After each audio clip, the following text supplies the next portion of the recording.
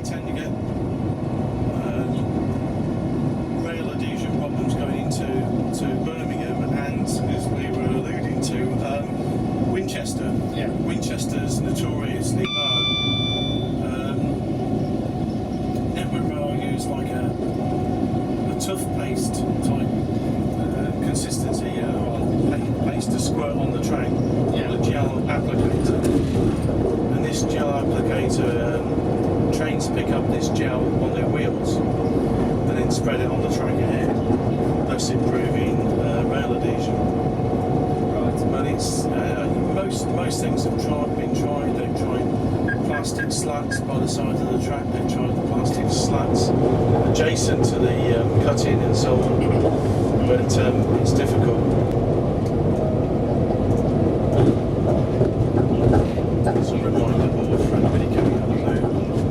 Got a slide 75.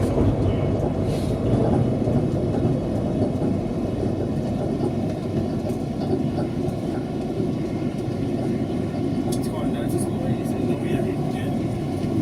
Yeah, I mean, it's great on a train like this. It was a bit daunting on a class 9 where you had the locomotive brake and the guards van brake. That was quite an adventure. But yeah, it's considerable, really.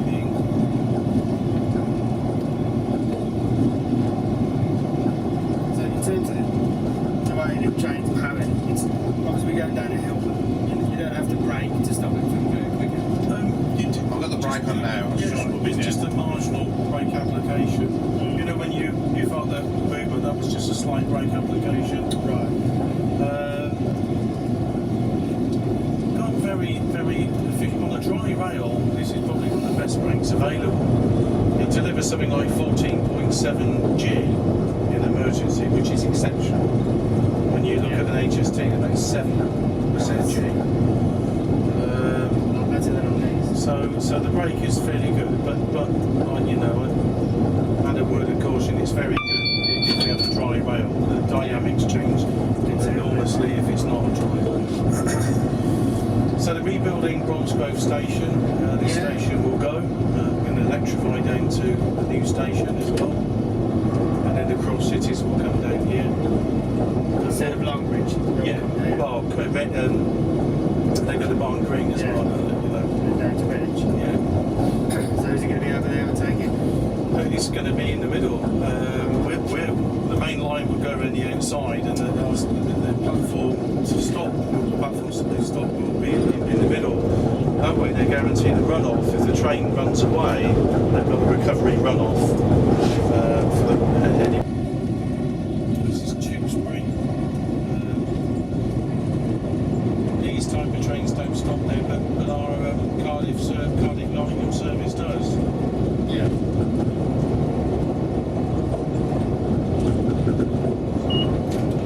And then when you get the 2, that means you know that as long as the signal head is clear, then you can proceed. Yeah. I mean, it starts with the platform staff. If there's platform staff there, they must check that the signal's clear. Then the train manager will also check that the signal's clear after exchanging hand signals.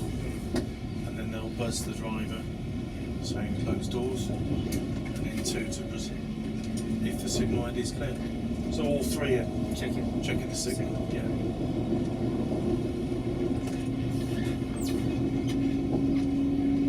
So the line used to go off just where that patch is there, just going that way.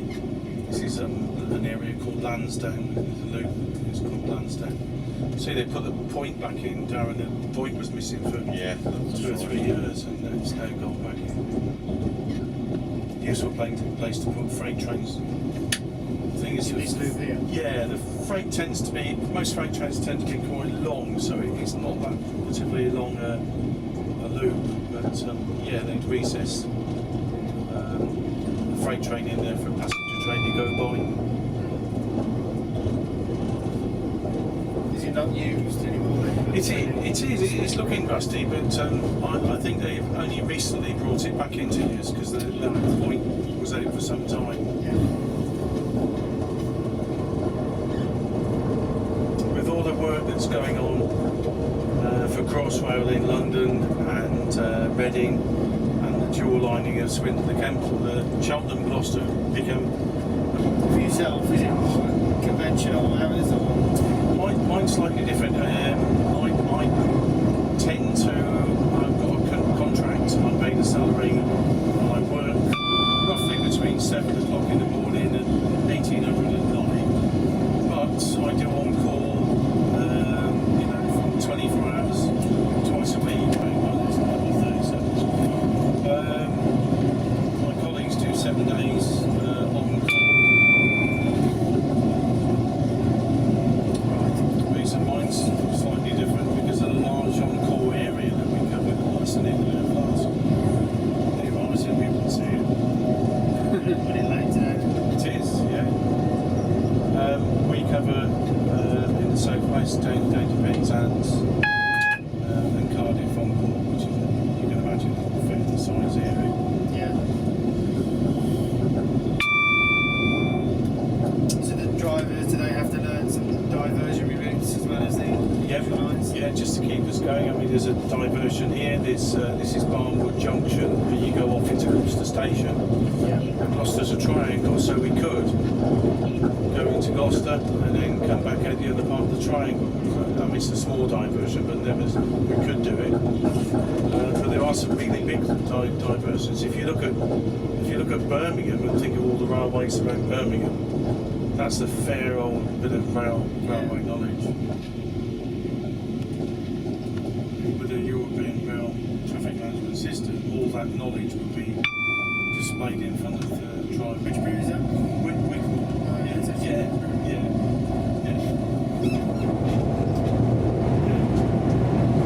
They're simple for they keep it simple, the lanes and that. Don't want to get confused. That's absolutely.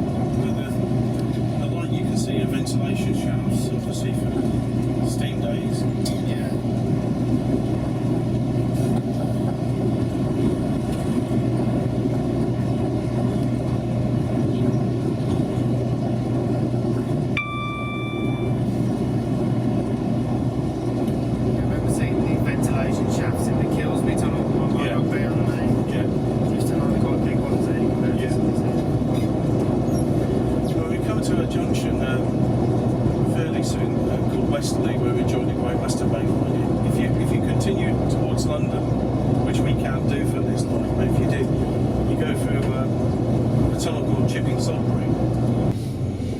So we're joining the Great Western Main Line. It used to be a triangle here years ago. It's long gone. We built a housing estate on it. Again, that probably would have been quite useful.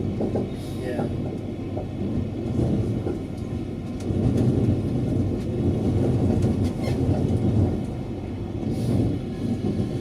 It is 100 down here as well, isn't it? This is 125. Yeah. There's the line just down below us where the fuel goes. I'm just going over it now. Yeah, this is 125. Unfortunately, we can't operate over this small bit of 125. The answer is because we're not fitted with automatic train protection ATP. So, because of the closeness of the signals, we can't operate at 125. Personally, I think that's nonsense. Because a similar route between Dicker and Reading, we could do 125. I think it's First Great Western originally applied some pressure to rail track because they saw us as competitors. That's just my personal opinion. So it's zero contact. If the train manager needs to speak to the driver, then he'll wait for a place like this and come up and knock on the door. Right. So we discourage any distraction.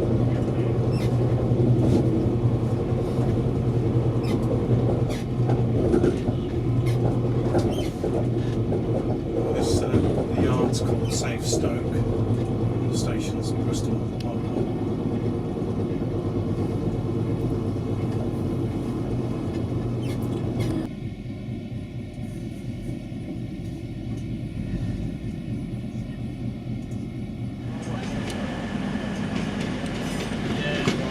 Just move it, or just Whatever suits you.